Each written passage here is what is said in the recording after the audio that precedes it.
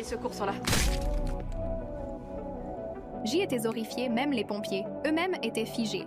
D, incrédulité. Leurs yeux étaient écarquillés par le choc. Tout avait commencé seulement 1 heure plus tôt. Mon mari changeait un pneu crevé quand son bras S est retrouvé coincé sous la voiture. Mais ce N n'était pas aussi grave qu'il y paraissait. Les pompiers lui ont dit de rester calme. Ils lui ont donné quelque chose contre la douleur une fois qu'il a cessé de se débattre. Ils ont utilisé Jack avec précaution pour soulever la voiture, puis ils ont libéré son bras. Heureusement, le sauvetage N n'a pas été trop difficile et mon mari S en est sorti sain et sauf. Mais peu après leur départ, il a fait quelque chose d'imprudent.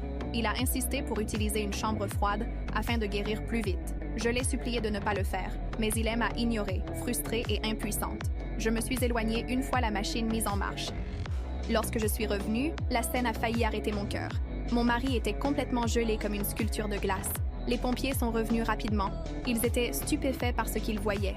Ils ont essayé de le réveiller, mais il ne répondait pas. Il y est depuis combien de temps? Ça fait au moins 45 minutes. C'est gelé, je peux pas l'ouvrir, chef. J'ai voulu faire fondre le gel avec mon sèche-cheveux, mais ça n'a pas marché. Au final, nous avons dû utiliser un pied de biche. Le capitaine a forcé la porte à S ouvrir. Il s'est avancé et a tapoté doucement le corps de mon mari. Le son creux et sans vie. M a brisé le cœur. Même alors, je priais pour un miracle.